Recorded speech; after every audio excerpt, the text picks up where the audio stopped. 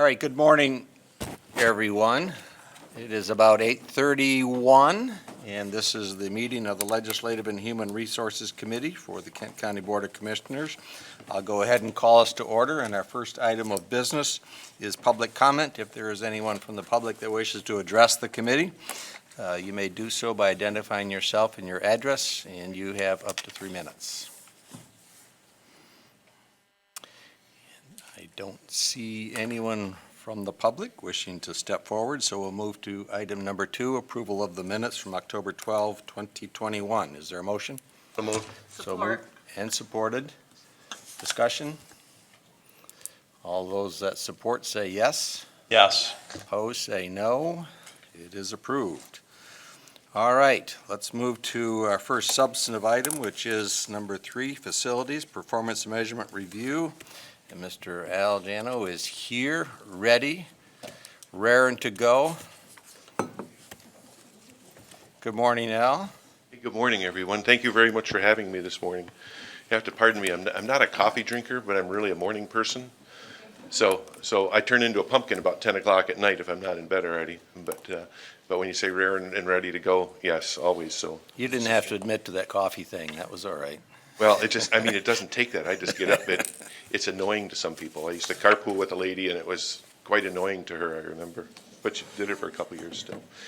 So anyway, thank you, and we'll get to the substantive information here.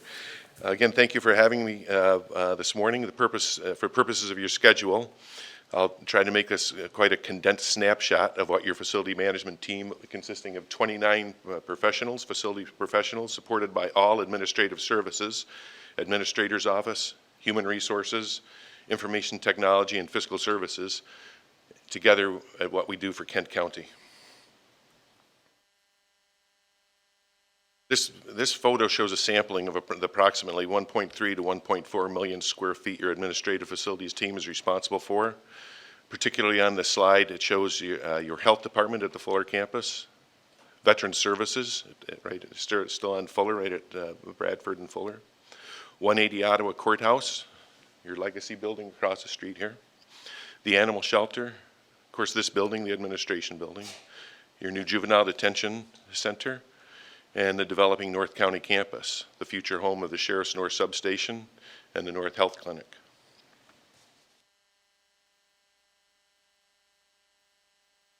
You were shared the performance measures. We'll go over a couple of those substantive ones for purposes of discussion, and then I'd like to speak with you about a lot of the general things that we're doing for you.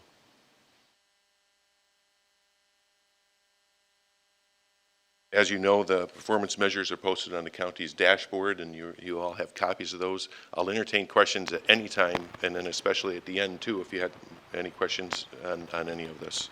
So please, if I'm not looking up at you, between juggling a couple pieces of paper, the technology, and my reading glasses, I got a lot going on, so just let me know if you need something. One of our primary goals, and much of what I want to share with you this morning, is our major construction project work. Again, you separately received our updated performance measures, and of course we can discuss anything on those you'd like to hear more about. I'd like to talk about our Goal 1 and Goal 2. Goal 1 meaning the county building projects, and number 2, safe, quality, value-based facilities management services. Our key performance metric, as I shared, will discuss the major project work, specifically the new parks office, which is the small photo on the left, the development of the North County campus. This is an aerial shot of before any development started, and the new fleet services project. This is a rendering, and I have larger pictures of this later on in this presentation. One of our key performance metrics that is first and foremost, and I'm sure it would be with all of you also, and every department, provide a safe project working environment. I'm pleased to share that in both operations and construction, safety is always the highest priority. And I think a lot of that has to go with how we work with contractors. We continue to have an excellent safety record as expected, with thanks to many. We welcome contractors. We appreciate their work. When people bid to purchasing always thanks them for bidding. It takes a lot to bid on our projects and a lot of other projects. All of our team members are very appreciative of the contractors that work on our county facilities and help us make them safe, productive, and beautiful.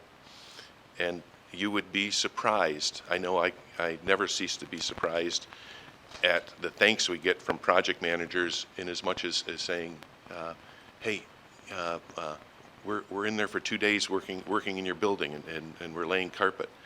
Do we need to get, for instance, do we need to have a special place where we can eat lunch? Do we, where can we take a break at, because it's probably out of sight of your employees. No, you're welcome to work near the staff. You're welcome to use the restrooms, and you treat them respectfully. That goes a real long way to treat people respectfully, and we've always done that and will continue to do. Some of our 2021 and 2022 significant accomplishments include the substantial upgrade. Believe it or not, the courthouse across the street, 180 Ottawa, is 20 years old now. We replaced the centrifugal chiller, upgraded that with new tubes and such to give that another probably 15 to 20 years of life. We upgraded courtrooms recording systems in both this downtown courthouse and at 63rd District Court. At multiple facilities, we upgraded security system cameras with new cameras, which I'm pleased to say the cost goes down on those as the years go by. Security upgrades to our lock systems also, and we have another upgrade coming to this building in the first quarter of next year. We installed a large generator at the health department. We always had a mid-sized generator. It was not enough to power the building, and when we lose power out at the Fuller campus, or particularly to that building, we'd have literally hundreds of people that were not able to work. That was a CIP project, and that's all installed, and the automatic switch over. If we lose power, we flick over to our diesel generator that powers the entire building, including all emergency services, elevators, air conditioning, and heating. Multiple LED upgrades. We're working on a project in the city-county building now. They started over at City Hall. They'll work down from the top on City Hall, then come over here and work to replace our fluorescent lighting, which is T5, with electric ballast, which is quite efficient, but not as efficient as LED. You provide a separate line item for energy conservation in our budget each year, and thank you for that. That's partly where some of that money goes to. Another significant accomplishment during 2021 was construction commitments of our new parks office, and we all know the history of that. Unfortunately, it was a shelved project during the Great Recession. Construction commitments of our North Campus. It's been a long time coming, but it was planned for a long-range plan, so that we're glad that's going on. And design development of our fleet services replacement. That was another project that was taken off the drawing board and off funding during the Great Recession. So we've got all those coming online, and all are in motion for progress. A look ahead, of course, our new parks office, North County Property Development with the Sheriff Substation and North Health Clinic and replacement of fleet services. We continue facilities management's COVID response measures, whatever it takes. We're responsible for making sure folks have the proper PPE, surfaces are cleaned, restrooms cleaned more often, clean and sanitary. We've talked before, I won't belabor it, but we've talked before about the plasma ionization bars that we have in our facilities that help kill viruses. We continue with all our operations work, which is substantial. And we do about 1.3 million to 1.4 million square feet. All other capital project work and strategic planning as you all see fit and our administrator sees fit. One of the things that I know you appreciate hearing all the good things and progress. Realistically, challenges that lie ahead. One challenge that we have is our labor and supply chain delays and disruptions. It's affecting your personal lives also. You know that if you want to buy a car, you know that if you want to buy a new freezer and such. It hits us very hard with regard to scheduling, locking in prices, proper budgeting. Jeff's fiscal team likes to plan ahead and budget ahead. You expect that, and I appreciate that. Earlier this year, I came to you and asked for a 5% increase in our construction project for our North project. We were fortunate it was 5%. It was $560,000. Again, I think we were fortunate at that. We're making it at Parks. That was a general contractor bid. I think we bid that at the right time. We'll wait and see what happens when we, in the near term, when we bid fleet services. I may be coming back with hat in hand to share some challenges with that, and if you see fit. If not, we'll scale something back, which would be challenging and a disservice, and I hope we don't have to do that. There's a little sampling. I won't bore you with reading it, but we all live it. It's real. You can talk to anyone that feels they're a prophecy, and they'll share anywhere from, oh, it's getting better, it'll be better in a month, or it'll be better in 2023. You just have to wait and see and soldier on, so to speak. Those major construction projects, our Parks office with a budget of $2,677,000. We look to complete that in early February. We had to push that out about 6 weeks from our hopeful date, which was by the end of this year. Supply chain disruptions and labor challenges. We have a general contractor again that's doing that project for a predetermined price, but if they can't get the subs to work, that's challenging. And while we are anxious to get folks out of the modular offices they've been working in, nothing is on fire. So rather than have something, an unsafe site or horribly inconvenience the contractor, we've agreed to push that out about 6 weeks, and then that looks realistic. North Campus was tentatively scheduled for some time ago to be completed by the end of 2022. And as you can see on our sheet here, with a budget of $13,130,000, we're looking at spring 2023. We will put that project on pause for about 4 months this winter. For instance, the steel trusses, lead time on those is 40 weeks. And that's not just here in Kent County, that's not just Michigan. From what I understand, that's nationwide. Our contractor, OAK, which has their headquarters right 2 streets over. They've done a lot of work for us. They've done a lot of works for the Sheriff's Office and Correctional Facility. Michelle and Chuck would attest that they do very good work. Extremely powerful in the construction industry in Michigan, not just here in Kent County. If there's a way to get product, a company as big as them can get it. They're challenged. So they're doing site work now. They'll do some underground, of course, the stormwater work underground, and they'll do piping within the building footprint, plumbing rather, not piping, but plumbing within the building footprint. And again, we're looking at a spring 2023 as our revised date for opening. Have that pause from about mid-April, or from December to about mid-April due to those supply chain challenges. And our fleet services, we look to bid that in December.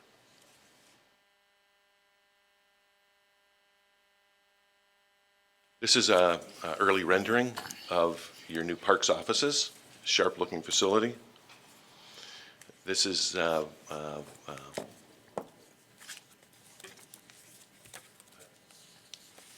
it's a great facility, and it's at a reasonable budget. But I am always impressive, and some of you know this story, but I want to share it because I think it's important, and we will recognize at ribbon cutting for this. Progressive A&E came to me early in COVID. It was during March of 2020, and that was when everyone was sent home for a couple weeks to flatten the curve. A month later, it looked like we were going to be more than that. They needed to keep their people working.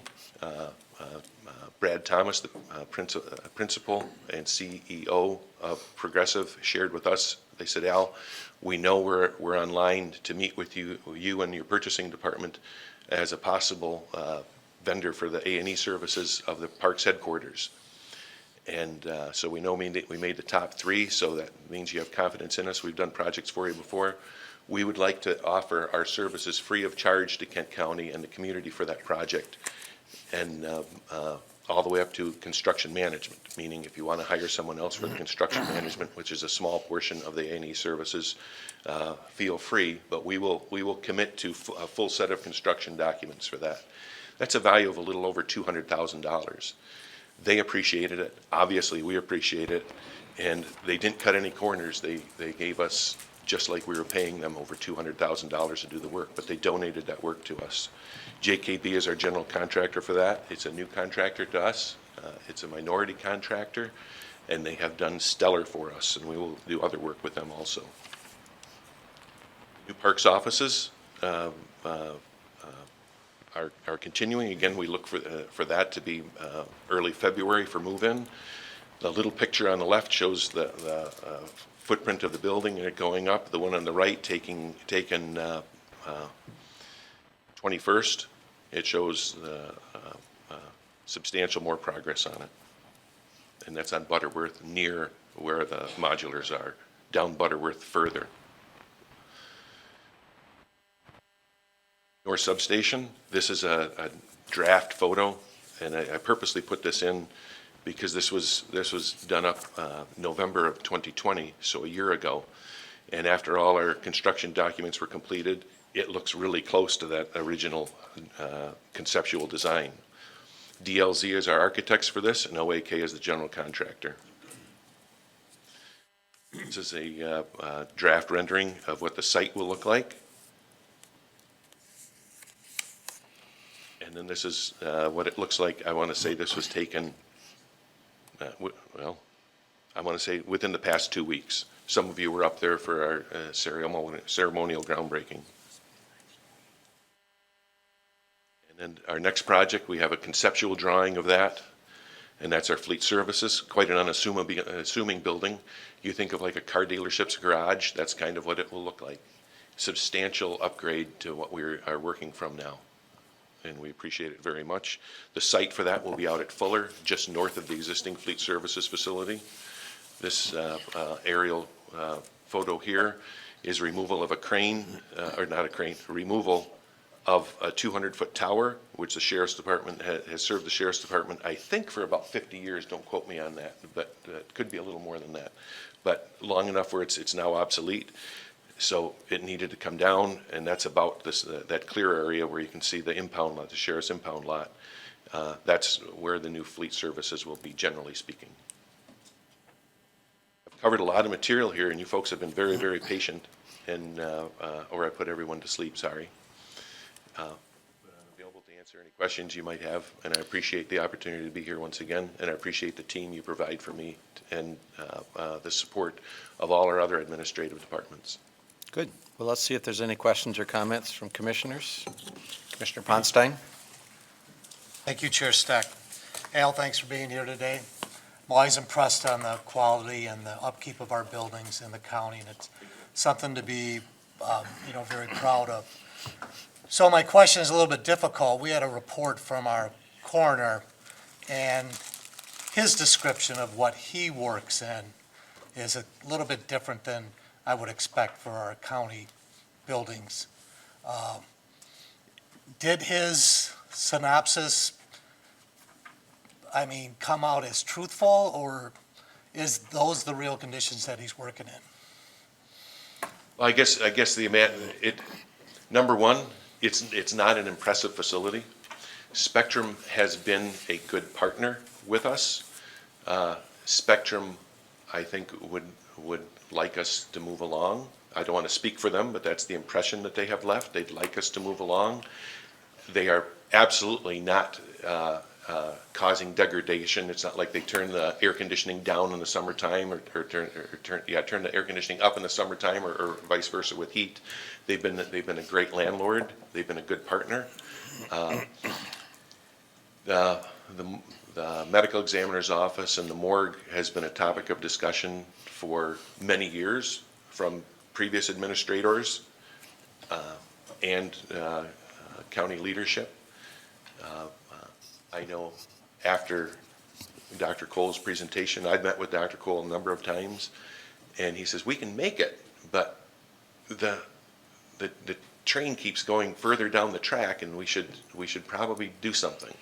So I think his discussion here, well, I know it's evoked more discussion, at least through the administrator's office, and I'm sure amongst your fellow commissioners. And I believe Al could probably share what his thoughts are on that, but I know he's got a number of us working on possible options to share with you. Okay, thank you. Commissioner Hennessy. That was a really interesting report. I appreciated it. Thank you. It's been many years since, get the hair out of my face from taking the mask off. I have that same issue. Anyhow, it's been a number of years since I attended your opening of any bids on major construction projects. But can you review for us what it is you're looking at and how you evaluate? I mean, you get bids, you have, numbers, amounts put to it, but how do you evaluate the total package that you're receiving? Okay, thank you very much, and there's a whole lot to that. So again, I love Reader's Digest, so this is the Reader's Digest conversion. You may give me the synopsis, that's fine. So generally speaking, the county does construction projects through two different delivery methods. One delivery method is construction management, and the other is general contractor. Construction management, the construction manager holds the contract with all the subcontractors and works as a partner with us. And general contractor, it's one bid and completion, turnkey, to say, okay, you handle everything for us. That's, for clarity, that's with the exception of architectural engineering services. Architectural engineering services, of course, come first. Once the construction documents are available, we either go with a delivery method of general contractor or construction manager. I think it's important to know that there's a lot of architects in West Michigan, and there's a lot of architects across the country, in the Midwest at least, that would like to do business with us. We do that, we solicit that through an RFP process. We look at the favorable proposals, interview usually about 3 of the favorable proposals, and then select what the architectural firm is that we recommend from that. Another thing that we do is we try to do that as objectively as possible. The bid price for architectural services and engineering services is separate, so we do our whole evaluation for A&E services before we open up the price from those folks. And after we determine, okay, either one of these, all 3 or 2 or 1 primary can do it, and most of the time the price is quite favorable, or they're all pretty close. If there was to be a challenge, then we might have to reevaluate. But so far, we've been pretty good about catching those. For the construction manager and general contractor, very similar with construction management. For A&E services, we solicit RFP on what services that construction management firm might be able to bring us, and evaluate from there their experience, their relevancy to the project as far as have they ever done something like that before. Our juvenile detention facility, that's not something that's built every day. Homes are built every day. Office buildings are built every day. Juvenile detention centers are not. Correctional facilities are not done every day. So we want to have someone that had experience working in a secure environment and providing a secure facility. And then with the general contractor, it's one all-in price. So yes, we look at the prices, but then we vet them to make sure that they can perform as well as they've offered. And we have had it happen before where some major construction company here in Grand Rapids more than once, where they've made a mistake on their bid, and we open up bids, we're at 10 million, 10.5, 11 million, 9.5, and 7.5. We talk to the 7.5 million people and say, and and we're not here to put people out of business. Certainly they submit a bid bond, but if they catch it right away within a very, very reasonable and short amount of time, we'll permit them to withdraw their bid, and then we'll vet the others.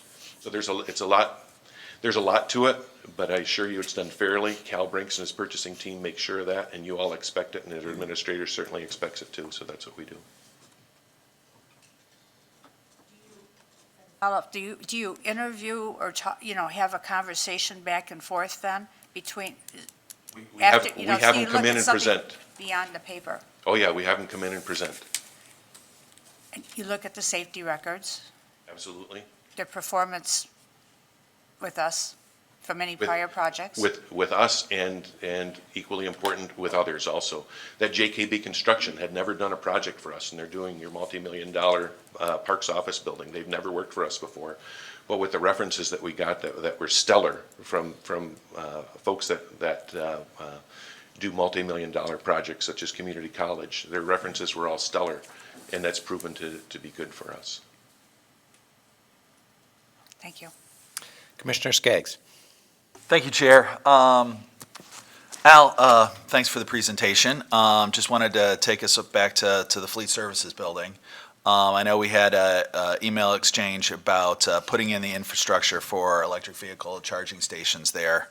I know that's a facility which is engaged in keeping our fleet on the road. Our fleet has transmissions, it has fluid thingies, all the stuff that makes internal combustion engines go, very complicated. Electric cars, not so complicated. I know that, we've had our EV for 2 years and have only put washer fluid in it. And air in the tires. Obviously, in a place like government where we can think a little bit more in a long-term process of how much does this car cost, how much does this truck cost over the life of the vehicle. I think there's a tremendous amount of savings that we can make. I'd hate for us to build this and then turn around in 1, 2, 3 years and not be prepared for the vehicles of the future and to have the infrastructure to allow us to purchase those vehicles. And have those savings while also doing good for limiting greenhouse gas emissions. So have we made any progress on that? I know that the state has been a little slow on rolling out some of their grants, but it's probably something worth doing even if we can't get one of those just yet, especially if we get some infrastructure dollars in. But how's that going, Al? Real good. If you recall, I certainly do, and I forget what we were talking about, but you had mentioned about that 4 months ago or so. Right. And so I made sure that was included. I think we have either 36 or 39 parking spaces that we're including out at Fleet. And we have instructed, but they were already doing it anyway. Progressive A&E that is working on that project for us. They had already included the conduits. Now the head end piece of equipment, I'm not speaking disparagingly of it, but I'll use it to like a parking meter. Right. If the transformer is sized to be able to handle substantial electricity through the main transformer that supplies for the facility and everything from the motor control center out. So look at that charging station like a parking meter. We have the conduits there. What that piece of head end equipment will be, they continue to change. They continue to come down in price. So when we need, it's kind of a plug and play because again, the conduits will be there, the transformer can handle it, and we're set for that. Also, what else did I want to share on that? And need not worry because from everything I've learned on these over quite some time, it's pretty easy to retrofit a lot of areas as long as you can get a conduit and a good source of electricity. They can be, I'm not saying virtually anywhere, but it's not a challenge and to install them at other parking lots also. And as the need arises, then we can put in the head equipment. But good point, and we did hear you and absolutely appreciate it. Great, I appreciate that, Al. I think that'll bring us some potential for savings in the future. I was, just got back from California at 4:45 in the morning, and You do pretty good in the morning. I don't know if you're a coffee guy or not. I am. I have 2. Oh, We're out, by the way, if whoever's in charge. And I noticed out in California, and I've seen the data. I think 15% of the new vehicles that go on the road out there are EVs. They are really gotten to the place of nothing particularly special out there. I think there's still a little bit here. But I think that this is a positive way that we can save some money and do some good. And I appreciate your work on that, Al. Thank you for caring. Commissioner LeGrand. Thank you, Chair. Thank you for that report. I just had a question about, you have 1.3 million square feet of county facilities. Is that facilities that we own? And I'm just kind of curious And our about, facilities team is responsible for Okay. the budget for it, and shepherding our employees within that. I just kind of wanted to ask, what's the breakdown in how much We of don't- that we don't- that we own versus how much that we lease? I'm kind of curious to learn a little bit more about the properties that we lease. When you say that we lease, Yeah. that we lease from or lease to? Lease from, we lease That's what I to thought. as Okay. well? Okay. That we lease from. We had the North County Clinic, and we leased that from Vanderhyde up on 14 Mile Road, but that's closed now. We're looking at a small lease agreement to have a small presence up in the Cedar Springs area in advance of our opening of our North County Clinic. That will be a small one. So that will be a very small lease that we have from others. And nothing's jumping up that Coroner. we lease. We lease Okay, from something, Spectrum. yeah. Some small items like that, Very like small, okay. Lodge or Spectrum Hospital. So it's very Yeah. tiny, is what Very tiny. It's very tiny. Yeah, very Basically, tiny. we own everything, and the amount that we lease We is own tiny. everything, and then we're the leaseors, like we lease human services, technically, that's a lease to the state. And the human services facility for DHHS, that's a lease to them. And we have some small leases over at the courthouse with the snack shop. We had a small lease here with a snack shop in this building. Legal Assistance Center is technically a lease. And we lease Kent Community Hospital to Spectrum for $1.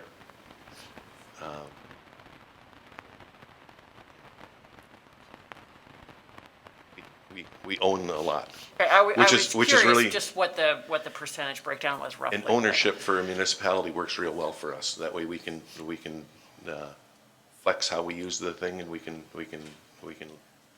carve our own path, you might say. Okay, thank you. Anyone else? Yes, Commissioner Burrow. Thank you, Chair. Al, thank you, appreciate it. Again, construction and things going up and remodeled, I kind of like that kind of stuff anyway, so Yeah. kind of right up my alley. So we're talking a lot of new things. What major things do we have going on with maybe some of our existing facilities? You know, I think they're, you know, well-maintained, they look nice for the age, but I think a lot of our facilities are getting tired. Even when we were in the courthouse last year for a couple of our early meetings.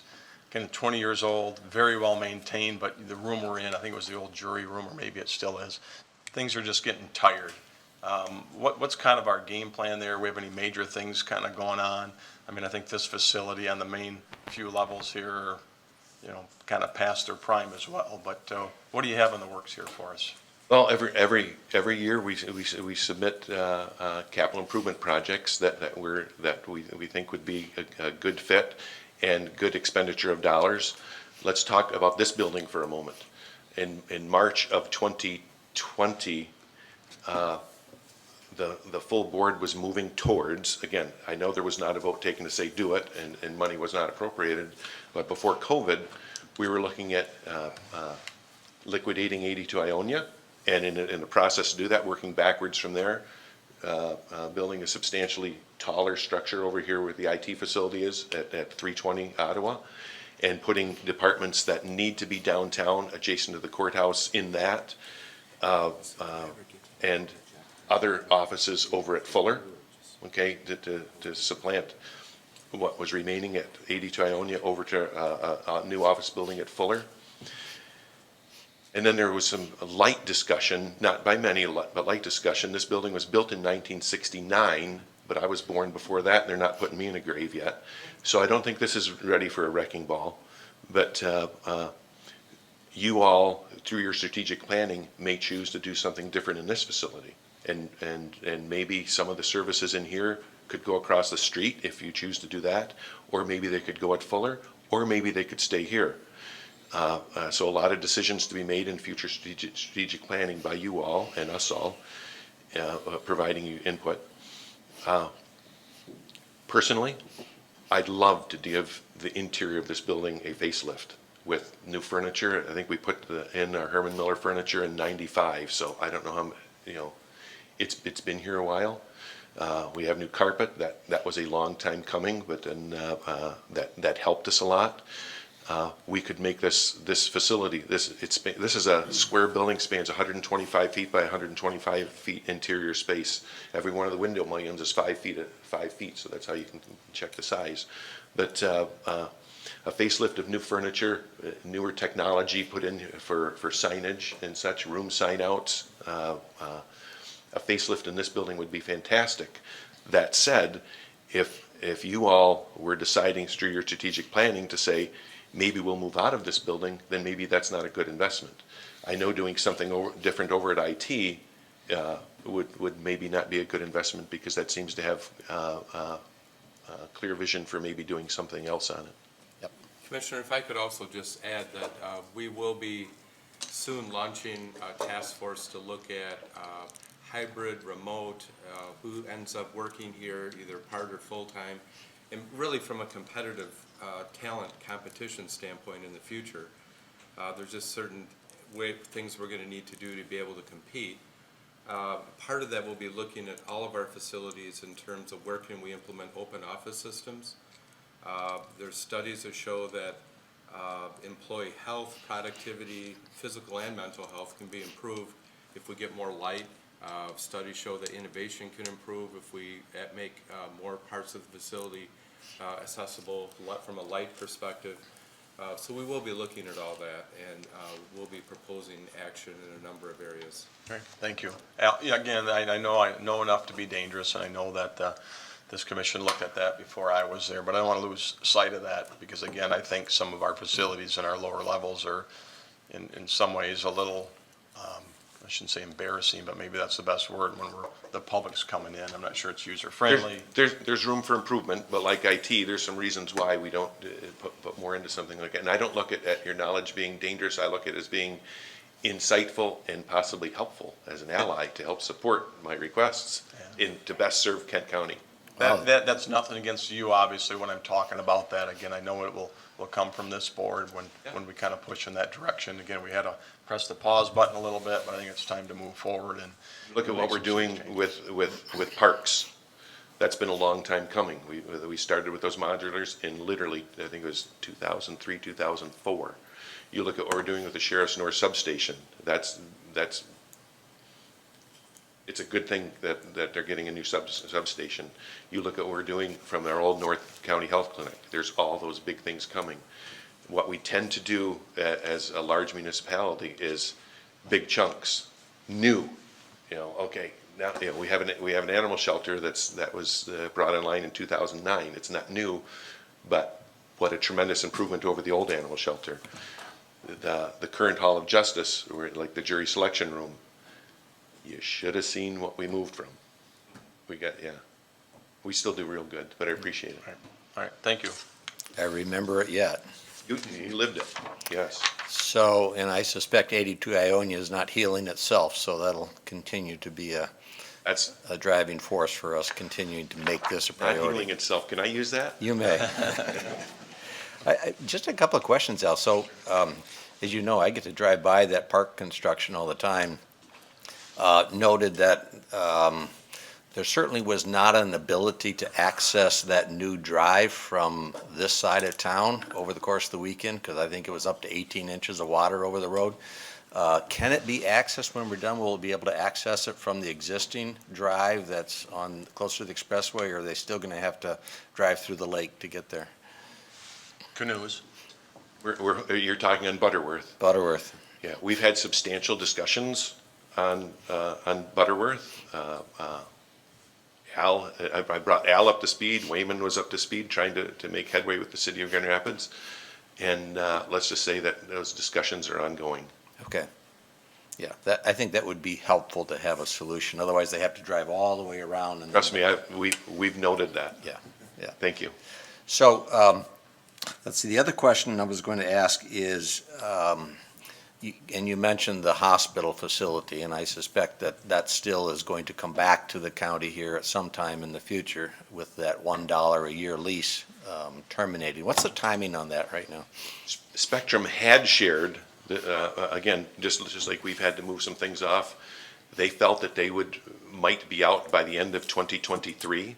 Okay, they purchased some, they're taking what they have in that building and dividing it up. There 3 offices, and then taking from a large institutional building and going to a more residential type setting at 2 different locations, Leffingwell and on Fuller North across from Versiti Blood, and they've started their work there. So they might be out by the end of 2023, maybe 2024 is what I'm thinking. And then I just wanted to also share with you that virtually every architect and engineer that Spectrum has had through there, and every engineer and architect that I've had through there over the past decades, has shared that the best use for that building, once Spectrum has moved out of it, is to recapture the land. Demolish. Yes. It's very, very tired. And again, 100% of architects and engineers, and there's been a lot of them, have shared that. Okay. All right, any other questions from commissioners, comments? If not, thank you, Al. We appreciate your report again, and look forward to seeing some of these projects come to completion. Thank you for your continued support. All right, let's move to our next item, which is a performance measurement review from our train commissioner. Mr. Yonker is here. Good morning. Good morning.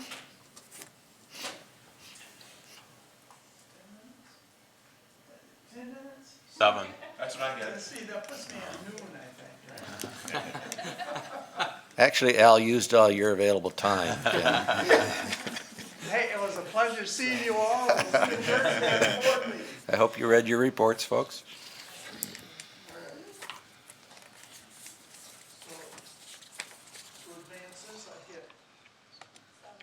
I have a great staff, but they kind of spoil me. I don't have to. Click there, or you can use this. Excellent. Oh, that way, all right, excellent. Let me go backwards through this process. Before I start, I want to make a note to Cal. I'd be more than willing to be the first experiment owner of electric pickup when we replace my car. So if you want to go that route, I totally support Commissioner Skaggs on that. I tried. Get one of those big Ford F-150s. Was it Ford? Yeah, half-ton, they're full electric, yeah. Yeah. Anyway, but they're very expensive. So, Drain Commission is, we're kind of, as some of you already know, we've kind of fly under the radar at many times. Until September, when I send out all the assessments for the year. Then everybody starts to know who the Drain Commissioner is. So I'm gonna kind of give you some overview on some of the things that we get involved in. So Ken, if you're going to be looking at that screen, which is perfectly fine, you might move the microphone over just a little bit to make sure we catch you. Yep, Got thank it. you.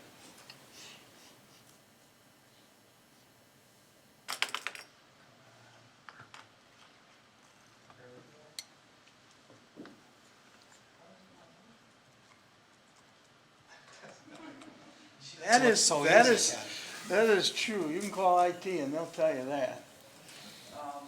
Presentation overview, we're, Cindy's, Al would kind of cover some of these key areas in review.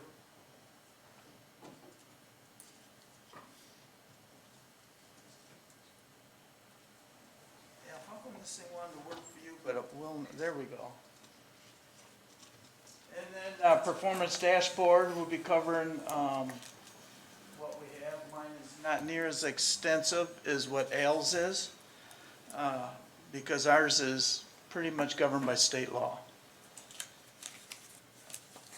Our strategic goals, goal 1, we have to administer the Public Act 40 of 1956, which is also known as the Drain Code. And the Drain Code is pretty much in our office, the Bible. Everything we do day by day, on every drain, on every project, we have to follow the guidelines of the drain code. Our goal too is to administer the Land Division Act of 1967 and to 1996. And this is stormwater management, so this is gonna involve all our plat reviews, any detention, retention reviews, and then also inspections of all them catch basins in the backyards of residents. The road commission and the cities, they do all the street side catch basins. I'm responsible for everything on private property. And in those inspections, then we also have to follow up with the maintenance and cleaning of whatever we find. And trust me, this was one of those things that was put on when I came into office. It was just added, and it's being enforced through Eagle. And I'll tell you, it's probably, as much as we disliked having the extra work, it was probably one of the best things that happened. Because I am really surprised at some of the stuff I find on how these catch basins are being used. And because we're able to get back there and put eyes on it, we're able to educate the community. We put a couple pamphlets together that would explain to people what these catch basins are, and not many people really know. It's surprising. So it's been a really good, a good experience, even though it's created a lot more work for our office. And then goal 3 is we have to oversee the Legal Lake Act, which is a partnership with the board, because all your legal lake levels are the Board of Commissioners. But I am given the responsibility to maintain and oversee. So that is a very challenging role, to say the least. It's probably the most controversial of all the roles I have, is in the lake levels. Our key performance metrics, I'm just going to move on. We kind of pick up on those in the goals ahead. Department goal for administer the drain code. Our objective is to meet soil erosion control requirements on 100% of our drain projects. That's one of the agreements we've worked out with Eagle, that we don't have to pull the permits that everybody else does when we work on these drains. But in response to that, we have to make sure we follow the requirements that Eagle expects in soil erosion control, and of course, limits on how drastic we can maintain the drains. And that's been a great partnership with Eagle, so it allows us to get in and out, and our goals have been met 100%, and moving forward, they will continue to be met 100%.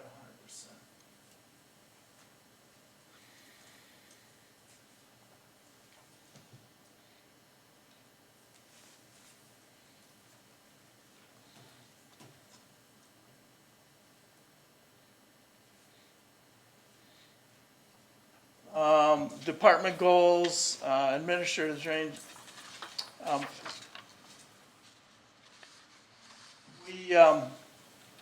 We have a policy that when we get a call from the constituents, within 24 hours, we respond.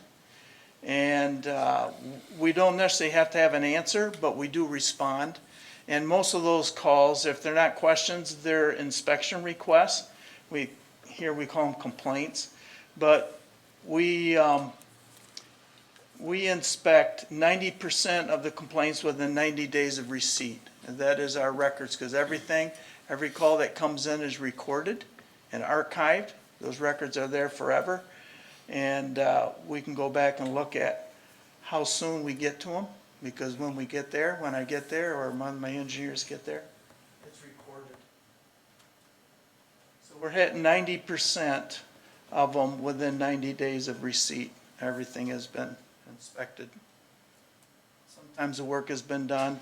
Sometimes the other 10%, there's projects that have to be engineered to be repaired, so it can take up to a year or two to complete once the inspection's done.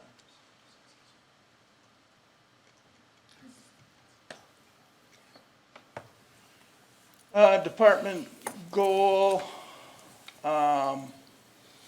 it's responding to drain permit requests. That's another thing we have. Anytime there's work done on a drain, there has to be permits.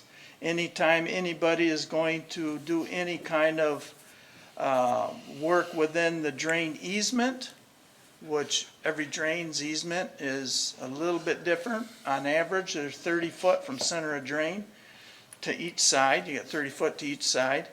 The drain easement language is very clear what they can and cannot do, but there's some activities that I'm pretty lax on because some stuff is easily removed if need be. But in order for them to do that, we want to make sure they pull that permit so it's the language is in writing and the agreement is in place by the property owner. So if 4 or 5 years I got to go in there and pull a fence out, they're not going to be surprised. And that's all at their expense. But no structures.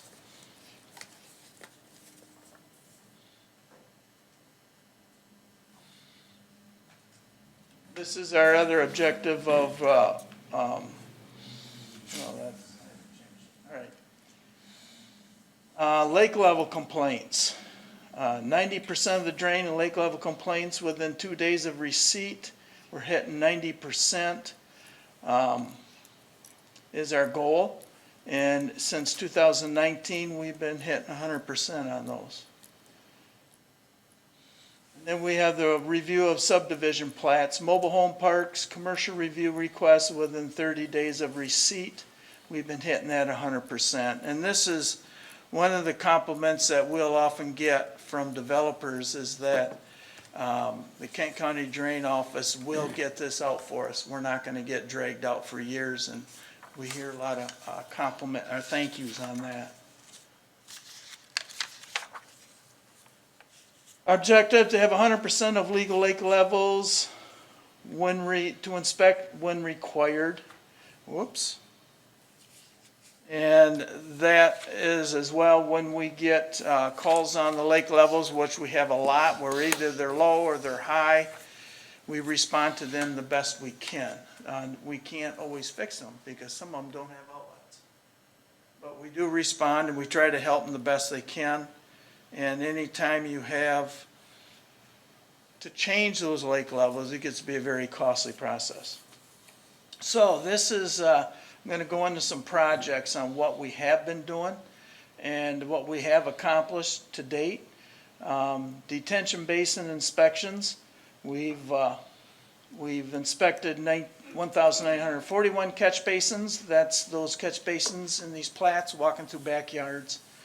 And in 18, we had 81 inspected. In 2019, we really started to hit it with serious impact. We covered 685, which pretty much was all of Byron Center and a third of Gaines Township.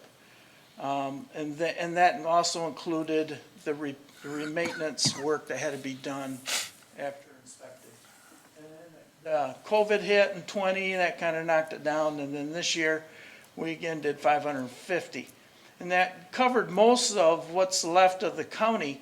It just shows, you know, a third of our drains are in the Byron Center Township.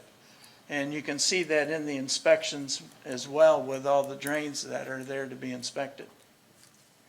So to date, we have 385 detention basins total that we have to go through and inspect. And 200 in 2021, we've did 148 of those basins or ponds. And that included the areas of Algoma, Alpine, Caledonia, Cannon, Cascade, Cortland, Gaines, Grand Rapids, Plainfield, Salon, Sparta, and Tyrone Townships. One of the things I want to point out is this map right here on the side, that was a program that was put together for us by our GIS team in IT. It was a brilliant idea. We talked to them about we needed an electronic way of tracking all our maintenance. And the paper system that we're currently using when I came in just wasn't working. We were losing records, things weren't getting done, we didn't know what we got done, what we did get done, what we have to get done.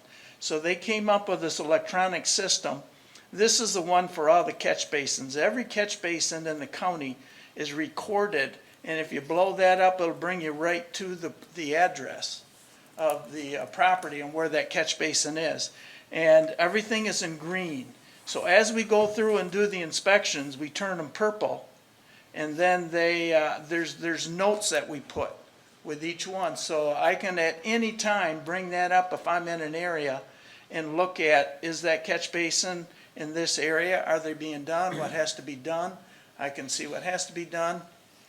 And then we put it into another layer, which we call our complaint list or inspection request list. And that goes on there as a yellow triangle, which tells me that the work is pending. So at the end of the year, all the yellow triangles, anything that's not done, I can go back to make sure it was done, or if it has to be done, why isn't it done? So at the end of the year, every project that we had put on there, I'm gonna make sure if it's not done, there's gotta be a good reason. But I'm gonna know. It can't pass me. It's a forever record. And that has been a huge asset to our office. Because a lot of people would always, the drain office, they're never gonna get it done, they're not gonna come back, they're gonna forget about me. It won't happen anymore. Because those records, when they're done, then we get on base, archived and on base. So we always have good records to go back and look. So our catch basins, this is a typical detention pond.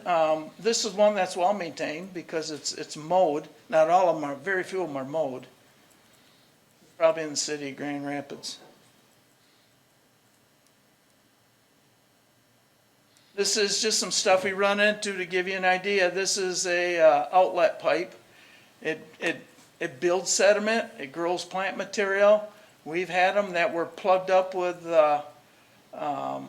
cattail roots. They actually filled a pipe right up solid with cattails. They went 2 sections deep, so it'd be 16 foot. And all of a sudden it dammed up and the water didn't flow.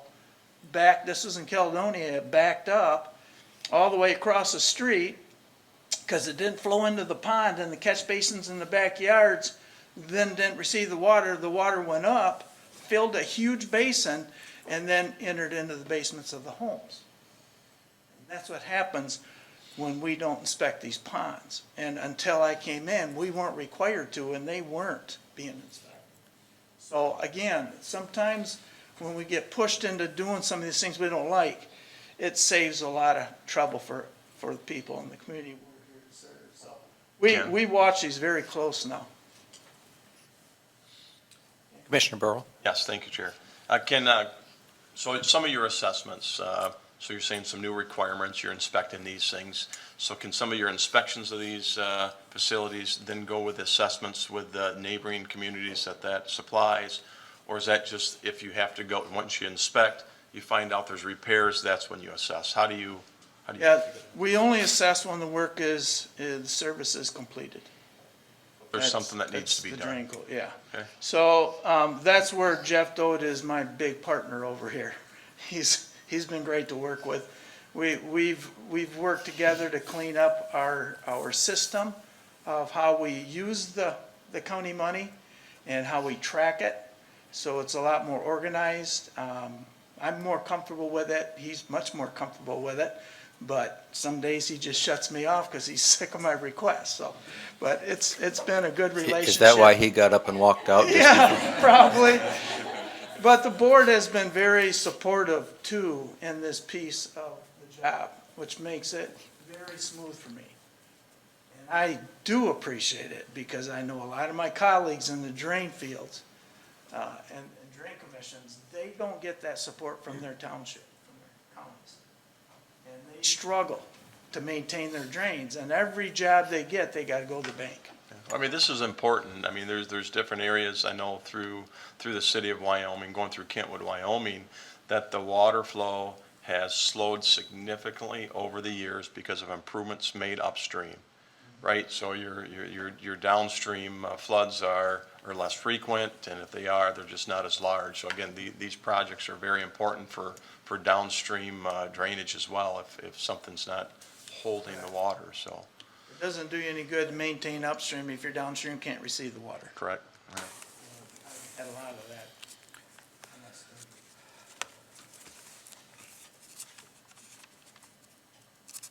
Here, it just, again, another example, stuff that happens is when the ponds can't receive the water efficiently, the water backs up. This is an inlet pipe, as a good example, stuff we run into, the water's not able to get in.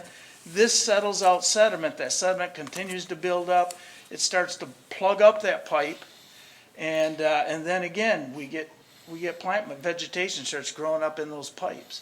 And it's just simply keeping the vegetation knocked down, keeping the buildup pulled away with a mini excavator, usually what we use, to allow that water to get into the ponds. We can solve a lot of problems. Here's a typical high water outlet. If that outlet pipe is plugged and can't receive the water, it's going to build up. These are safety features in every pond. There's holes in the side of that casting for water to go into. If the water's rising faster than what those can take it, it's going to go into the top grate. Never had the top grate ever plugged. But we had many of them where the ponds were so plugged up that they were using the top grate for relief from the pond on high water. Commissioner Hennessy, did you have a question you want to interject at this point? You're talking, these catch basins and detention basins, and I look at your map, and there's a lot of, you've inspected quite a few down in where we're getting a lot of new home growth down in Byron Township type area. And so I'm just trying to put that together with your, one objective is to review the request for subdivision plats, mobile home parks, and commercial reviews, and how, what you're looking at and how that impacts what happens later when it comes to the creation of water problems through, The review of those plans is going to determine if they're meeting our new standards that we adopted this year for the release rate of that stormwater in that pond. So that, and the new standards have included now a first flush settlement that's also has to be included. So when we get the first hit of our storms, the system has to be able to take the first flush, which is going to take most of the garbage off our streets, and we want to settle that out of the main flow. So as it goes into the ponds, we got somewhat cleaner water than what we had to start with. So we're looking at all that when we review these systems, and we have to make sure that they have the adequate size in that pond that's required to handle the 100-year storm. Oh. If there's an outlet, a 100-year storm is adequate. If there's no outlet, and we have a few, we have to have a 100-year back-to-back capacity. As you look at these various plans, like for subdivision, and you make your recommendations, or is it an order, or what happens then if you say, oh, this is going to have, some problems? How do you handle that at that point? Well, we're at the drawing stage at that point because we're working with the engineers of the developer. And I have to sign off on it before they can start building homes in these plats. So we're going to make sure it meets all the requirements. And then at that point, we're going to give, if everything is met, then we're going to give approval for them to move forward. And then at the end, we do a final inspection on these plats to make sure things have been installed according to plan. And then that's a final sign-off for me that they can start building homes. Okay. And then if it gets debris built up like you showed in some of these Yeah. other pictures, then you're responsible for going back? Yeah, well, yeah, so now we got to check these catch basins. And in Byron Center, we had, I don't want to pick on Byron, but we had a lot of problems with the new developments, and the fact that no one's required to pull a erosion permit to build a home and around these catch basins. There's no requirement, there's no teeth in it, there's nothing I can do. But I worked with Byron Center and their planning and their township supervisor, and their building permit, they included a sediment control permit, with their building permit. So this year when I did inspections on these newer developments, I didn't have a single catch basin that had sediment in it. Everyone was clean. I was very impressed, full cooperation, and that seems to be working. So if we can get all the townships to adopt that with their building permits, that if there's a catch basin in your backyard of your property, you make sure you get some kind of protection around that, so we don't, because once the developer's done, that falls on, I gotta assess all the people in that district to clean them. And I gotta clean them. And some of these have so much sediment in them that, it's pretty ugly, because we can run a $20,000-$30,000 bill and snap of a finger, because you're cleaning pipe all the way down the road. And then all these new homeowners are already being hit with new home bills, and now I'm gonna hit them with this expense right off the bat. And I just have a struggle with that, so. With everybody working together and become more aware of this issue, and that kind of falls into my role as well, I try to continue to stay ahead of that curve. You have one more follow-up? Sure, I would appreciate that. It ties into, when you talk about the erosion permit, it sort of ties into one of the things that occurred to me when you talked about the reviews. I was thinking, what more might you want to review? What isn't covered by the law that you would like to be able to have the authority to look at or to review or to, caution about?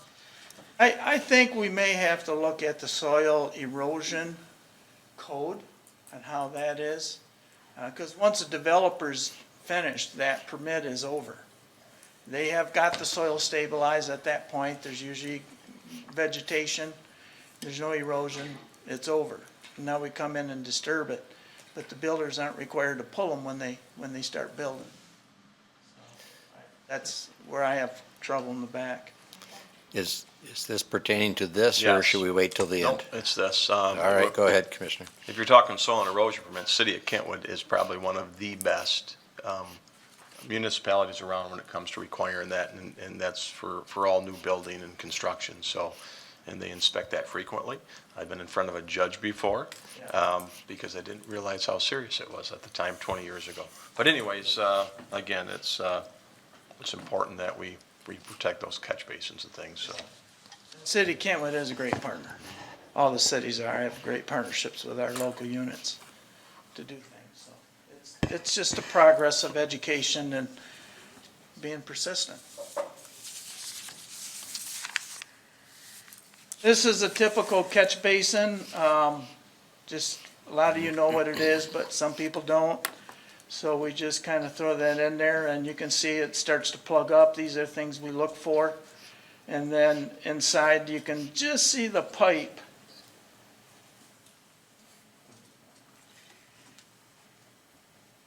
And a little blue pipe in there. My laser isn't quite reaching that far. That's a slower release pipe than what's flowing into the catch base, into the pond. And we got to make sure that the water course can get to it. This is the inside of a typical catch basin.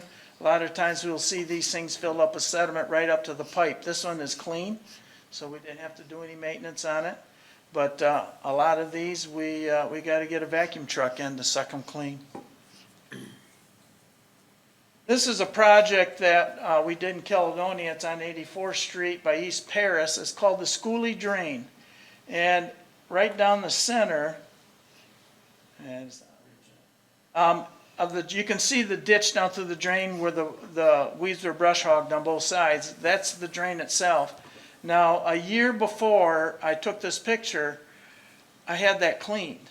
And that grass is an invasive species called canary grass, and it's a nightmare in our drains. Any area that you have sunshine, that stuff will grow. And every 3 years, if I don't dig that out, it totally plugs that drain. At that time, then 84th Street floods. Of course, downstream likes it because now they're not getting flooded, but it becomes a constant problem. This is a wetland area. It's very organic. And the one way to control this is to put trees there, because where there's shade, it will not grow. It also would stabilize the soils, and it would also dry the soils out quicker. which would allow it to receive more water, which keeps it from going downstream, which is always a goal for us because every little bit we can remove, it all adds up before it gets to the river. So this is, we joined a partnership with Placer Creek Stewards, and Dave Warren, professor at Kelvin, is kind of a leader in that group, and we went for a grant to plant trees along this watershed, and we received it. So we bought 220 trees. And these are interns that work for him that summer, and we are in the process of staking to where the trees would be planted. And so here's just an idea how many trees on just one side. And what Dave did is he put a systematic reasoning in how we planted, so it's consistent, and how many per square foot. And this is all put into a software program that was specially written for him on this. And we're going to study, we have like 12 different varieties of trees, and we're going to study how the impact is affecting that drain, and if it's going to do what I expect it will do. That will give me some good data that I would be able to go to Lansing and possibly get some rewrite on the drain code that would allow me to, under the right conditions, assess for these kind of improvements as maintenance. Because right now I can't. It's looked at as being landscape. So I'd be landscaping someone's yard, but it's really for the benefit of the drain. Now this is outside our easement, so I also had to get easement rewrite on all these properties, which the community, the neighbors were very accommodating, very excited about having this project done. So I get support from everybody. It doesn't matter what community I'm in. They're very supportive of how we're managing our stormwater. And they don't always like the assessment, but if it's working, what we do, I don't get complaints on the assessments. That really goes away very quickly. But they're happy when they see results. So that's what I really push hard for. So here we are, we're getting one side planted. And we planted 220, that was about a year ago now. And right now we had 100% survival on those 220 trees. I was really proud of that. All the labor was volunteered. Our partners that helped us was Placer Creek Stewards, Elgro, Busker Development was the contractor that did the heavy work, Kelvin University, and then the Drains Office.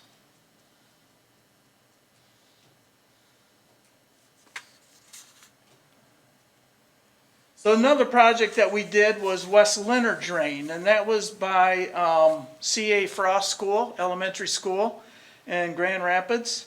And we had an area there where there was a 30-inch concrete pipe that was in real deteriorated condition. There was a lot of that pipe that was broken, crumbling. There was holes in there.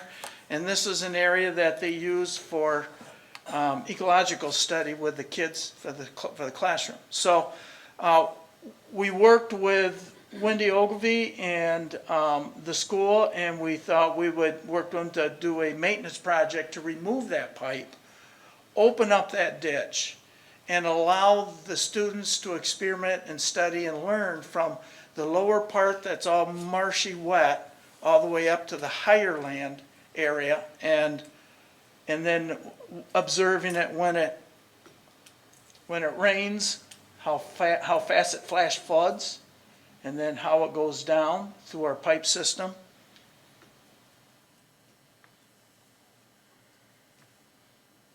And this is a picture of the contractor working, undoing the pipe. But we removed 300 foot of pipe, they're 30-inch concrete, and then tapered the banks, and of course stabilized them.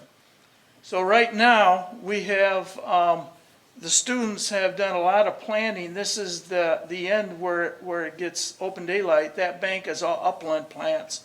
They have those banks planted with young seedlings all the way down to the end where it gets wetland, and they change a variety of plants, so it gives them a chance to see how that plays in the ecological system. It's been very helpful. They really appreciate that. So this is another drain that's right now very contentious for me, but to the right there is an aerial view of the Saddlebag drain that now is, but it wasn't at the time. It was just a stream that was taking a lot of dirt this is a stretch of the waterway from Cascade Road down to Bayberry Condos on Forest Hills. So this area that you can see in the water has been filled, and I'm standing on that land bridge. That was a pond that was about 12 foot deep. And there's so much erosion coming down through that waterway that it filled that sucker. And from there, it continues to go to my left down around a pond, an island, that then goes right into a wetland as part of the Gillette drainage system. Would have been devastating for that wetland. So we had to come in and clean that out. And I think we hauled about 150, 200 yards of sediment out of that pond. And to date, this has been a year, and we're out there inspecting, and we're at a point now we got to dig it again. It's less than a year. So this is upstream, and what I call, this is looking at the sediment barge. You can see off to the right of that picture, that's supposed to be drained, but it's so filled with sediment that at that point it wasn't even working. So upstream, you can see this blue line up there at that development. Oh, there we are. Right up there is where it starts, and it actually goes north of that yet up to Cascade Road. This is a development there off from Bayberry, off from Forest Hills. This is the pond, Bayberry Condos, and this is the Gillette drain going down that way. This is nothing. It's just a no man's land. It was never developed into a county drain. There's no easement. I can't maintain it, and that's where my problem is. But then once I get to Cascade Road, it turns to the Saddlebag drain. All same waterway, but not a county drain. And it just happened to be done that way. So this is just more pictures of the amount of sedimentation that's being eroded there. So we did have a board determination last week to bring that into the county drain system.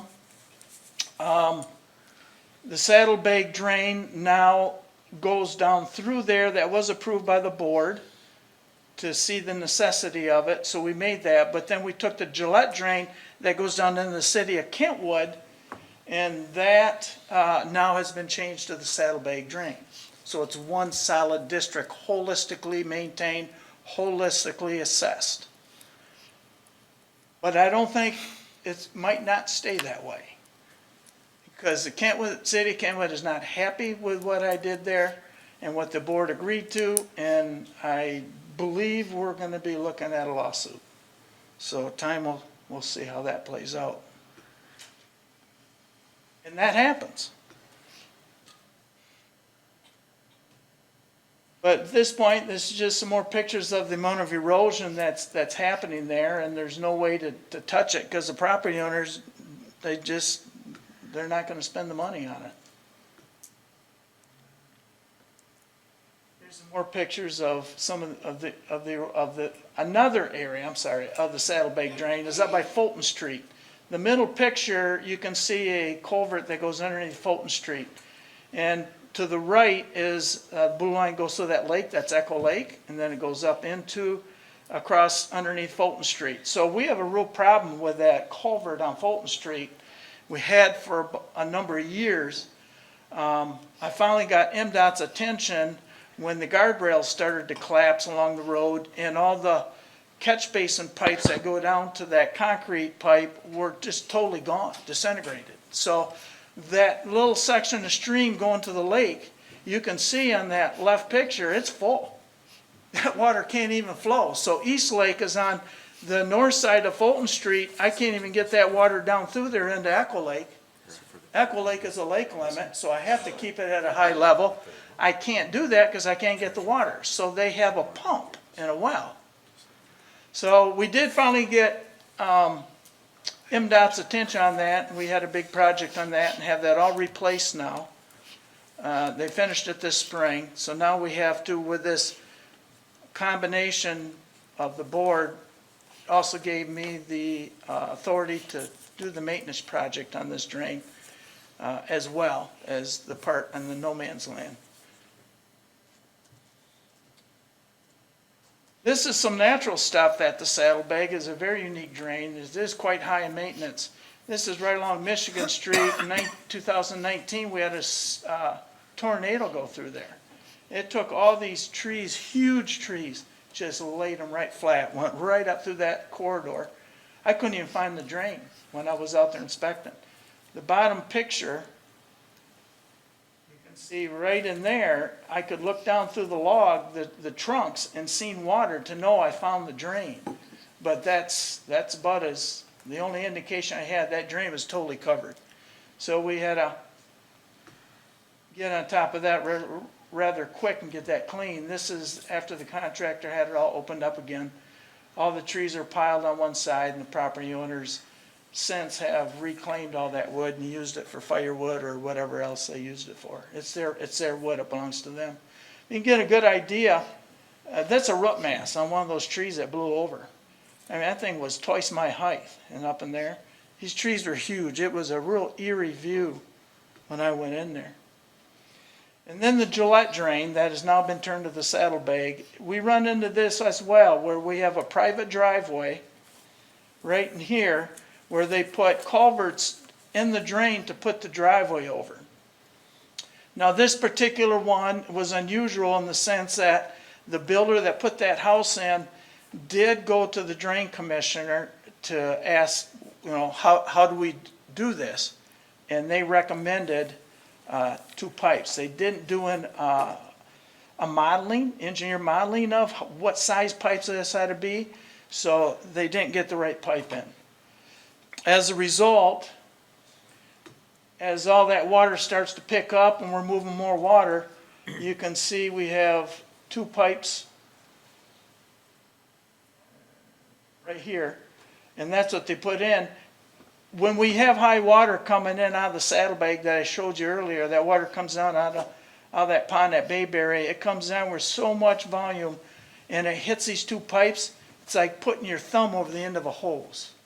That creates so much pressure that on this side end of the pipe, we had that's a hole right there, 8 foot deep, and what we got about 16 foot across.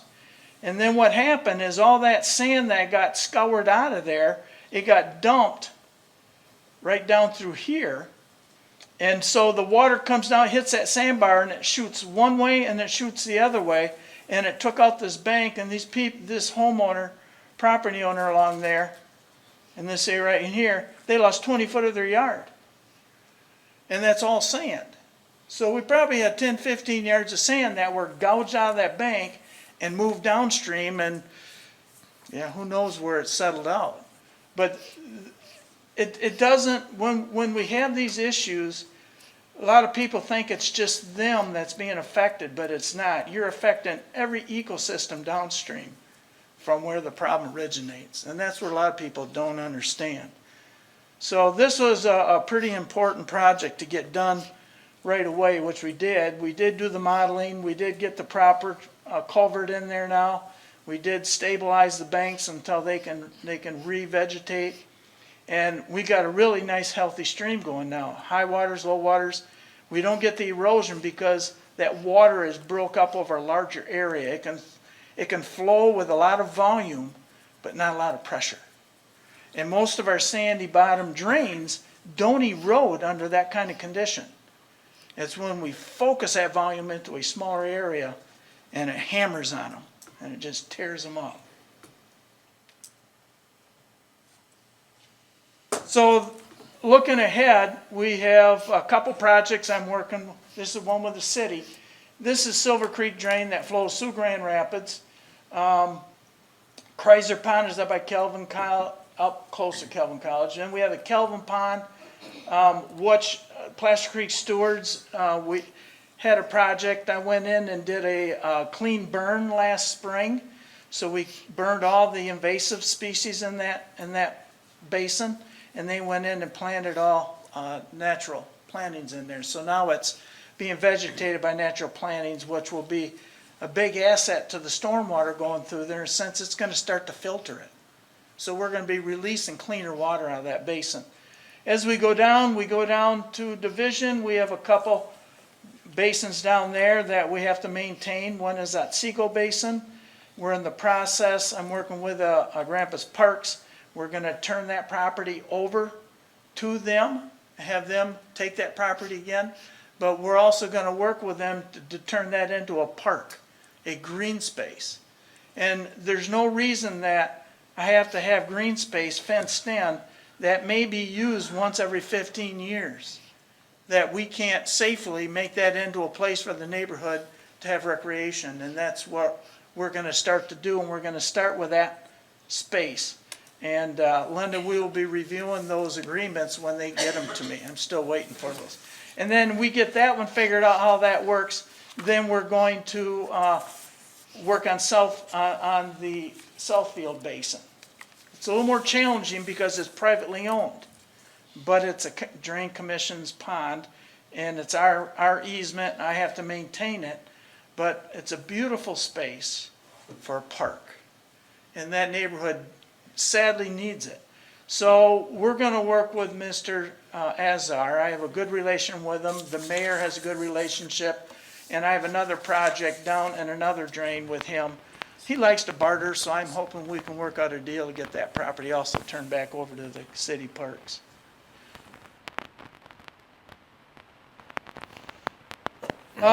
Knapp's Corner, moving forward. As the board knows, we have some funding committed. I call it the seed funding that gets the city now fully involved. We have the funding mechanism in place to stabilize and fix this pond. I refer to it as my pond from hell. And this spring, this is our inlet pipe. That's a 36-inch inlet pipe. And it drains everything in the corner at Knapp and East Beltline. Myers, everything goes in this pond. It is not adequate in size. It is not adequately engineered in the sense that the overflow spillway was supposed to drain a certain way. It didn't. It went into the homes instead. The first time it flooded over, it flooded 6 basements. And Mike DeVries, Township Supervisor, Grand Rapids, sat there and watched it. I can't let that happen because we're just not in the business of hurting private homes. The other thing that has happened when this thing started, I don't know if you left that picture in there.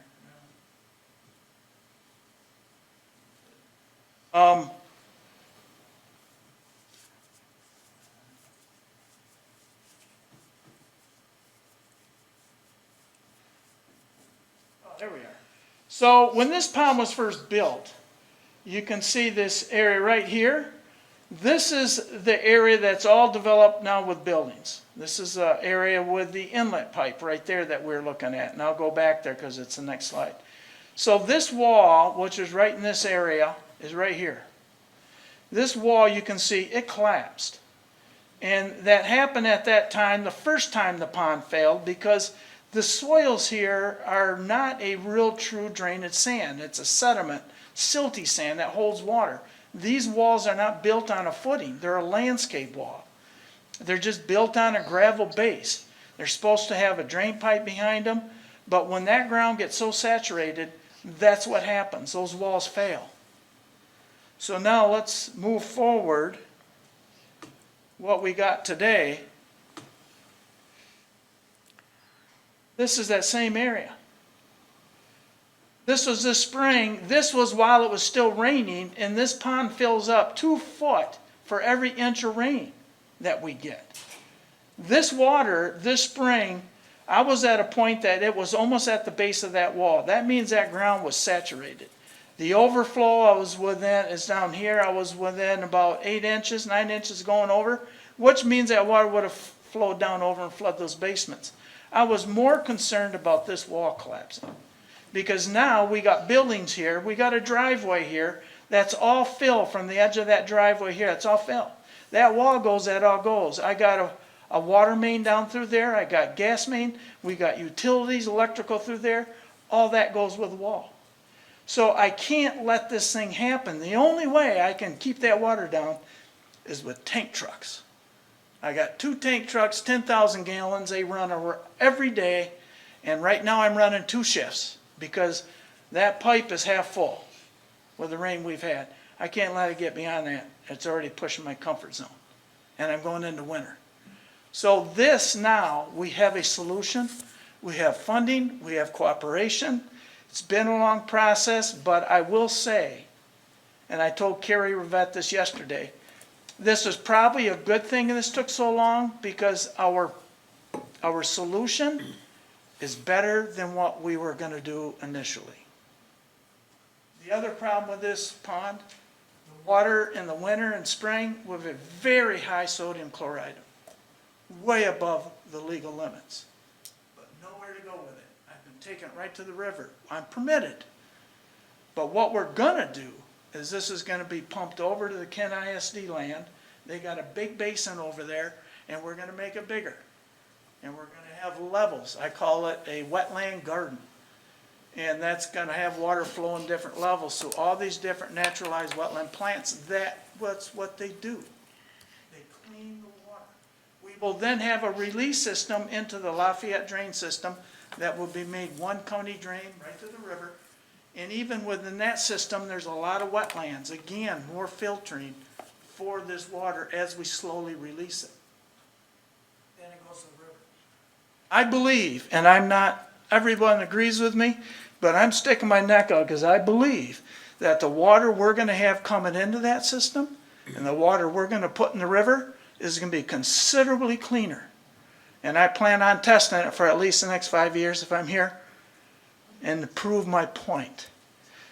And I believe that from this point, this is a regional system. We haven't done these well in Michigan. But there's a way. We're learning. We can do these and do them right and have better outcomes than if we had all individual ones. And that's kind of what my focus is if we can get this down and we can get cleaner water, what we have happening here is happening in every pond across this county. We just don't have the tests to prove it. I do on this one.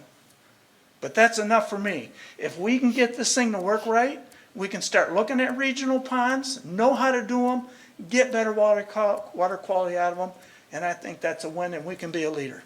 So, still time ahead, but that's why I was so excited about the support I got from you guys to get this moving. And Eric DeLong has been my partner, Carrie Rivette, the city, Eagle. It's taken a lot of people, but together we're really getting pretty excited now. Good. We'll get a report back on that too, I'm sure. Oh yeah, you definitely will.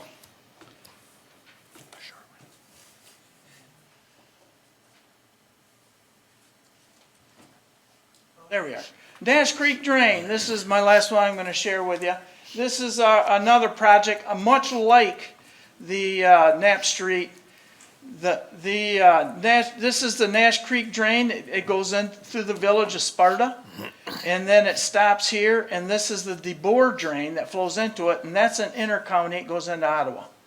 And so Joe Bush up there is my partner on this one. We took this Nash Creek Drain, we combined it with the DeBoer Drain District and made it a one drain, which is now the Nash Creek Intercounty Drain System. So we had our intercounty board meeting. We had a petition signed by both the village of Sparta and the township of Sparta to proceed forward with a project to evaluate this system, where we can get lands along this system to hold water on high water events, release it slower later to stop the village from being flooded. It's a chronic problem for those poor people. And the other issue we have going, that's one thing we want to resolve. The other thing is the Nash Creek drain through here. When I came in, we had all these dead ash. You couldn't even see the drain. We had to get that opened up so we could control it. That drain used to be 2 foot across when those homeowners bought their property 20 years ago. It's 30 foot. All that sediment has washed down. Now, and it's happening on DeBoer as well. Now, we're lucky that right down in through here, there was a developer that dug a pond and built a couple houses around it right outside the village. And that pond was 12 foot deep. It's probably about an acre in size. And that pond is full of that sediment. It's only 4 inches deep. The good part of that is that sand, that sediment didn't go to the Rogue River. Rogue River is a trout stream. That would have devastated the egg laying and hatching of all those fish. So that's been a blessing. And that pond I'm gonna keep, but this whole system is being evaluated right now, and Spicer is doing that. We're hoping we can get going on that this fall, because I also was able to get some money from the state committed, $1 million toward this project. This is just a little idea what Sparta Village deals with when they get the high water. This is probably one of their worst floods they had. Homes right up to their deck, you couldn't go to the roads. This is normal. Every time we get an average rain, they flood their park. So this is one of these projects that's very rare for me, because when I went to get the petitions, the government agencies, the fact I got 100% support was just phenomenal. No one was against it, and after the boards both approved our project, petitioned me to move forward, we got calls from the community people. They're so excited, it's about time, they said, we've been waiting for this project to start. So to get that kind of community support, yeah, I just hope it stays. So here's the partners in this project. We have Elgro again, Trouts Unlimited. They're right now, we just got the permit from Eagle to set up the testing stations. We're testing for the salt content of the water over the next couple of years. We're looking at the temperature, we're looking at the flow, and the turbidity. And that'll give us a good indication what direction we have to go to stabilize this stream and make it conducive, to make it create back that trout stream that it used to be before it got so buried up in sediment. Eagle is a partner with this, Kent Conservation District. They're gonna help us get trees, so there's areas along this we wanna stabilize with trees and create shade. And then we have the Village of Sparta, Sparta Schools, Spicer Group, Streamside Ecological Services, and then, of course, the Drain Office. So that's kind of what we have going right now, and I had to really go through things to thin out. I could talk a lot longer, but we'll leave. Yes. That's a lot of projects. All right, good, folks. Any, So now you can see why I stress Jeff so much. yeah, I understand. I was always knocking on his door. Every project has money behind it. Yes. Yes, Commissioner Ponstein? Thank you, Chair Stack. So Knapp's Corner, can you refresh my memory once again what that was before it was developed? It was orchard. Okay. So So it's an orchard. since the development, it seems like we've incurred, or someone's incurred a lot of costs. What has been the cost of all this failed design, and who's paying for it? I don't have the total cost stand on that, but I know right now, every month, I am billing, just for the trucking on this thing, we're pushing right around $60,000 a month. And that'll vary. And now the cost is being borne by the district. It's a Chapter 20. So the bill gets sent to the city. The city has to pay the bill, and how they get reimbursed, that's not my business. I don't know that. Okay, thank you. Commissioner LeGrand? I guess I have a follow-up to Commissioner Ponstein. So you're billing the city of Grand Rapids, so this is all flow-through money, like the county itself is not paying for all this No, trucking? the county is, well, the county has a percentage because the at-large percentage, the Grand Rapids Township has an at-large percentage of this, like any other drain. I have to assess it like any other drain under those guidelines. So this is a Chapter 20, so there's no assessment directly to the people. It's up to the city to do that. And then the county gets our percentage. MDOT gets their percentage. And then the township, the village, or the township gets their percentage. Okay. And then I just had another question when you said the word lawsuit about that, the saddlebag drain. Are you anticipating a lawsuit against the county, the city of Kentwood, against the homeowners? No, What are you anticipating? When you sue the drain commissioner, you don't sue the county or the drain commissioner, you sue the district. Every drainage district is a corporate entity. That means they can sue, they can be sued, and we gotta do the records as a corporation. So all of our drains, we have those records that we have to keep, like you would any corporation. So a legal thing comes up, it is all put on the drainage district. Now, the irony to that is, the at-large portion of that is totally my discretion. And the city's gonna create a large cost. So they're automatically gonna get a percentage of that cost, even though they're suing. Kentwood. Kentwood. Yeah. And then the saddlebag drain, those people will get a percentage of it. Rapid Township will get a percentage of it. Roads, MDOT, because they all are part of that district. So it's a crazy thing, but it's a legal process. You gotta respect it. And they have all the right in the world to do it. So. Thank you. Commissioner Skaggs. Thank you, Chair. Okay, so we've mentioned that the county, that you are billing the city for 60,000. How up to date is the city on paying those bills? Very, yeah. Okay. Yeah, Kerry has been, again, we've really learned to respect each other over these years on this project, and we really work well. We are really at a point where we work very well together. And she was able to work with their commission to get their budget changed to reflect the current costs of this. And they've been very supportive.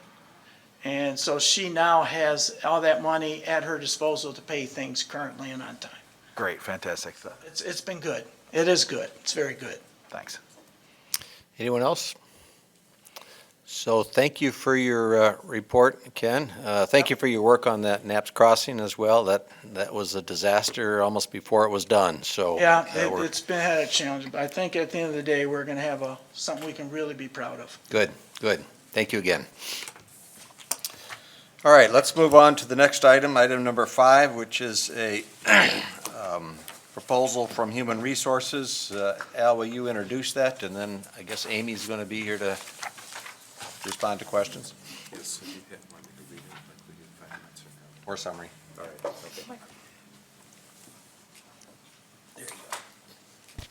Yeah, so what you have before you is a proposal to increase wages of MPP or non-union and unions that had the reopener in their contract by 2.5%. This is something each year during the budget process it gets a look.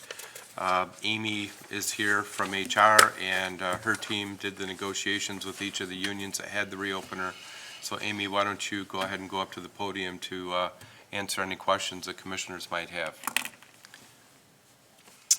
Welcome, Amy. Now, there's 2 proposals here. First is the proposal for the 2.5% across-the-board increase for non-union, and then there's the second one we'll take up next, which is the collective bargaining, correct? Right. Okay. Anything you wanted to say in introducing this or commenting why 2.5% and why now? We felt that 2.5% struck an appropriate balance between making sure that people could maintain a standard of living that kind of reflects the current rate of inflation, and also making sure that we're fiscally responsible in the long term. So why now? For the MPP, every year the board is required to approve annual pay increases, and for the unions, we have 5-year agreements, and there's a little bit of noise in that, but generally speaking, at the 3rd year of the 5-year cycle, there's a wage reopener where we negotiate with unions for what the last 2 years of the contract will look like. So that's basically what it is. And either side can reopen, and we chose to reopen? Right. Yep. Well, we're going to take these up separately, so we'll start with the first one. Any questions or comments with respect to the proposal to the management pay plan?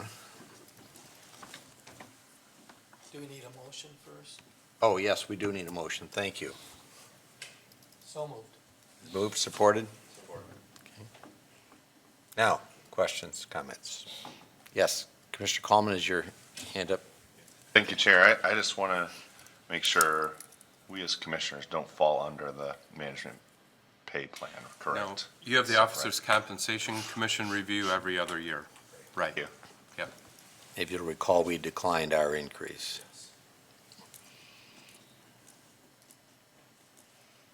All right, no other, yes, Commissioner Burrow. Yeah, so obviously, my first go around at some of these items, so I appreciate the time, Chair. So on the 2.5% for 2022 for the management pay plan, is that, why 1 year on that? Is that a once-a-year review? Or, okay, is there already an increase that was figured in 2022? I'm assuming some of our employees probably have a step, and this 2.5% 's on top of already a 2 or 2.5% they're already getting, or can you help me with this one, please, a little bit? Yep, you basically have it right.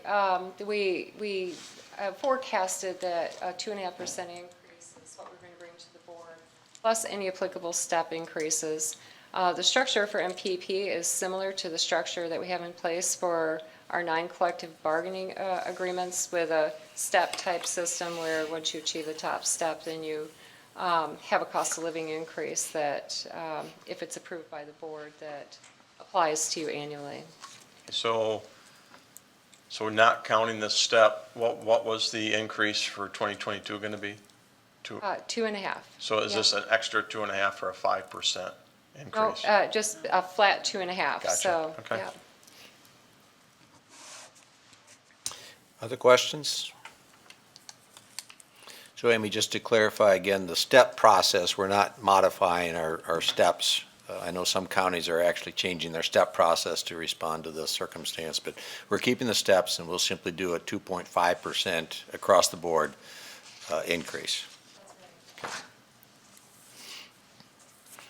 As I recall, the rate of inflation was projected at close to 5% for this year.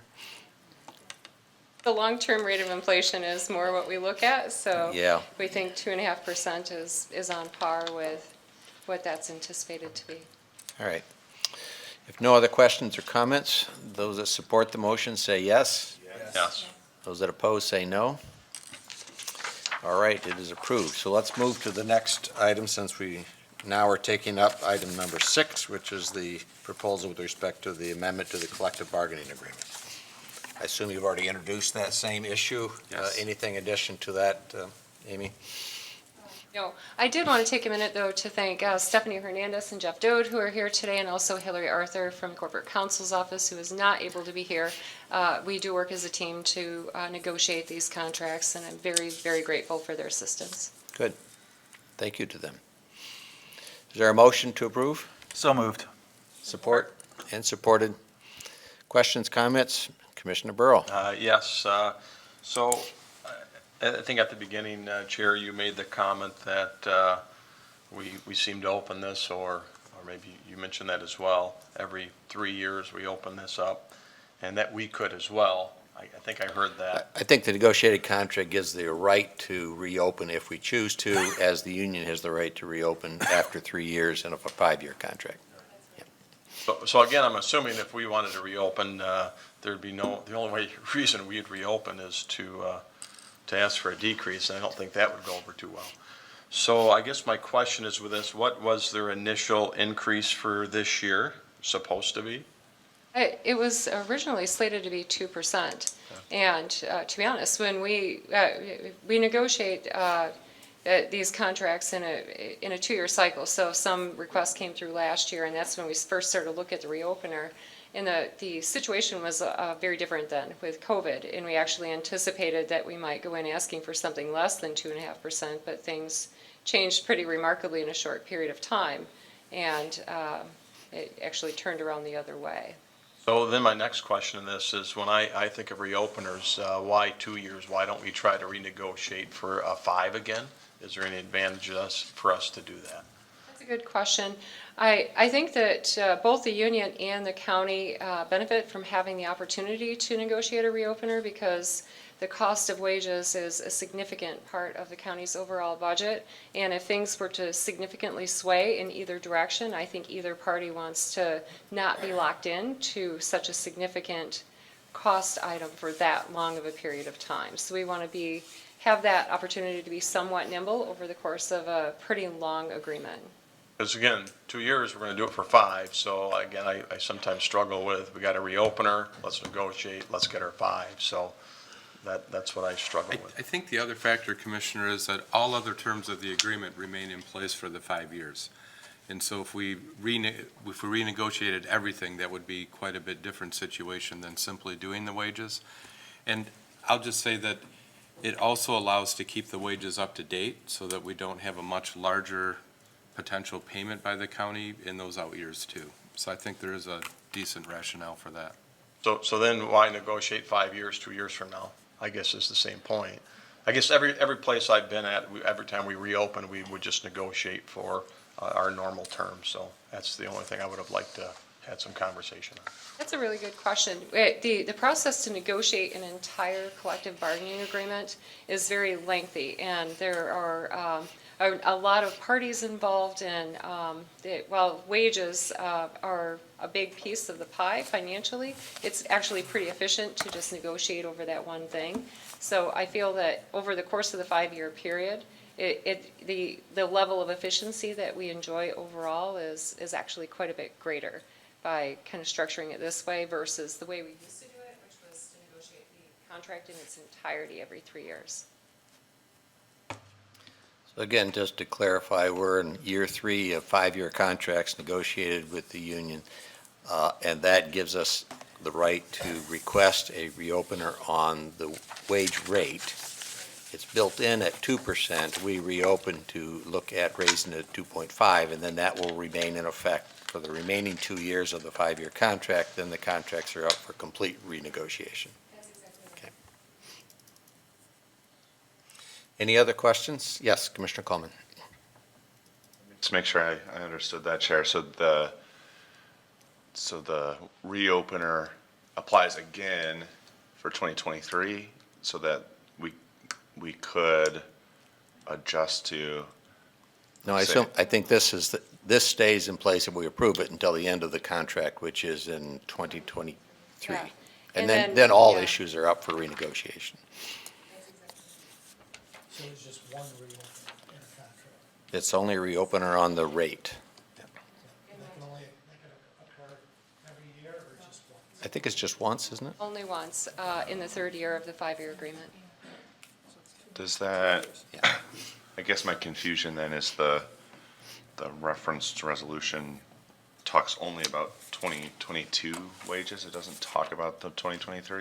I think is it 2.5% in 2022 and And 2.5 in 2023? That's right, yeah, in both years. Right. Now, to Okay. make things a little more confusing, some of the contracts do operate on different Okay. cycles, so there are a few smaller agreements that cover smaller End groups, in that's just 1 year, 2022. yeah. Got it. I'm not confused anymore. Thank you. Further questions? All right. Those that support the motion say yes. Yes. Those that oppose the motion say no. It is approved. Thank you, Amy.